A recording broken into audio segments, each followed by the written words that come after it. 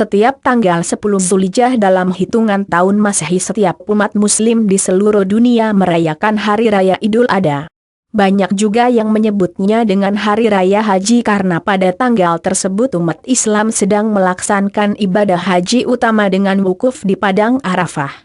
Selain itu pada tanggal ini juga disebut sebagai Hari Raya Kurban karena pada saat itu umat Islam menyembelih kurban dan kemudian dibagi-bagikan kepada yang berhak menerimanya. Namun, bagaimanakah sebenarnya sejarah Hari Raya Idul Adha atau Hari Raya Kurban ini? Berikut ini adalah ulasannya. Awal mula dari kurban ini adalah ketika Nabi Ibrahim AS mengalami mimpi yang terjadi secara berturut-turut. Dalam mimpi tersebut, Nabi Ibrahim mendapatkan perintah dari Allah SWT untuk menyembelih putra kesayangannya, Ismail. Ismail merupakan putra sematawayang dari Nabi Ibrahim yang sangat disayangi serta ditunggu selama bertahun-tahun untuk mendapatkannya. Hati Ibrahim sangat gundah gulana memikirkan mimpi yang telah dialaminya tersebut. Ismail adalah sosok anak yang penurut, patuh kepada orang tua dan perintah Allah. Selain itu, Ismail juga merupakan anak yang ceria dan memiliki pemikiran yang cerdas. Saat itu, Ismail sudah diangkat menjadi seorang nabi dan berumur sekitar 13 tahun. Nabi Ibrahim tidak dapat berbuat apa-apa karena itu merupakan perintah dari Allah SWT. Lalu, datanglah ia menemui Ismail untuk menyampaikan perintah Allah bahwa ia harus menyembelih anaknya tersebut. Akan tetapi di luar dugaan, ternyata Ismail justru mengamini perintah dalam mimpi ayahnya tersebut. Dirinya tidak merasa takut atau marah kepada ayah kandungnya.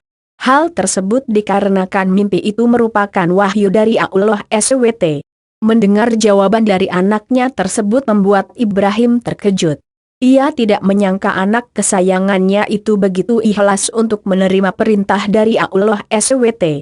Akan tetapi, perintah tersebut bukanlah hal yang mudah bagi Ibrahim. Itu dikarenakan setan terus menggoda dirinya agar membatalkan perintah itu.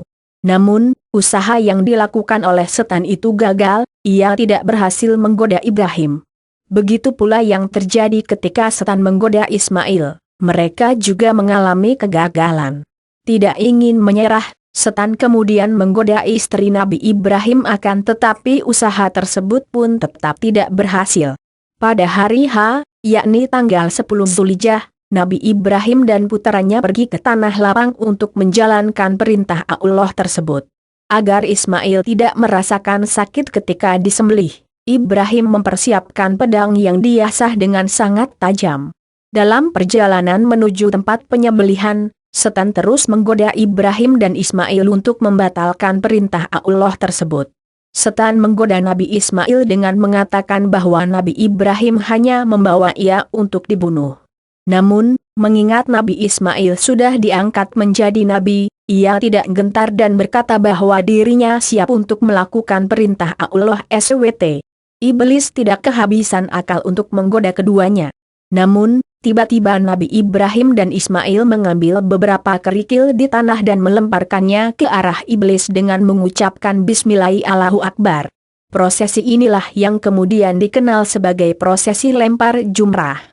Di luar dugaan, ternyata Nabi Ismail sudah benar-benar siap untuk disembelih oleh ayahnya. Ia merasa siap karena itu merupakan perintah dari Allah SWT.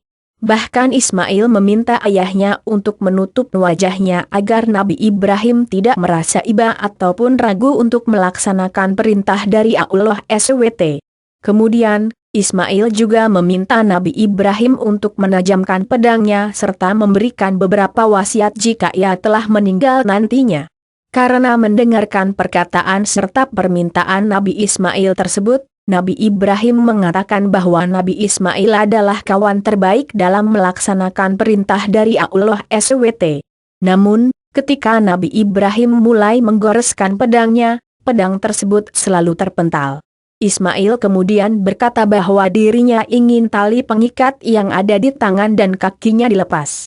Hal itu dilakukan agar malaikat dapat menyaksikan bahwa ia taat kepada Allah SWT. Peristiwa yang terjadi selanjutnya adalah peristiwa tradisional yang menjadi sejarah Hari Raya Idul Adha. Hari Raya Kurban, yaitu ketika Nabi Ismail ditukar dengan seekor domba oleh Allah SWT.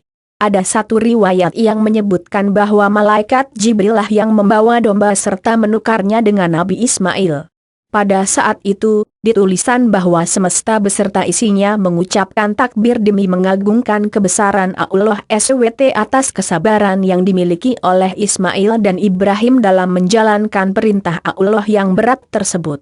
Perintah tersebut sangatlah berat, karena di satu sisi Nabi Ibrahim ingin menyembelih Nabi Ismail putra semata wayangnya demi menuruti perintah Allah. Sementara Allah memerintahkan agar pedang tersebut tidak menyembelihnya. Allah SWT memiliki kuasa yang sangat besar. Ismail yang sudah siap untuk disembelih atas kuasa dari Allah SWT digantilah Ismail dengan domba besar, sehat lagi bersih.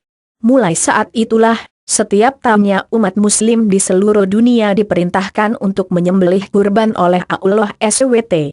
Kurban tersebut dapat berupa domba, sapi, kerbau, ataupun unta. Serta waktu penyembelihannya dilakukan pada setiap tanggal 10 Zulhijjah. Karena keikhlasan serta pengorbanan yang dilakukan oleh Nabi Ibrahim AS yang telah melakukan perintah Allah untuk menyembelih Ismail, maka Nabi Ibrahim berhasil meraih predikat Khalilullah, kekasih Allah. Semua pengorbanan yang dilakukan Nabi Ibrahim tersebut hanya demi mencapai kecintaannya kepada Allah SWT. Itulah kronologi awal mula Hari Raya Kurban. Peristiwa ini yang melatar belakangi mengapa kita harus menyembelih hewan kurban ketika peringatan Hari Raya Idul Adha. Semoga artikel ini menambah pengetahuan pembaca. Terima kasih sudah membaca.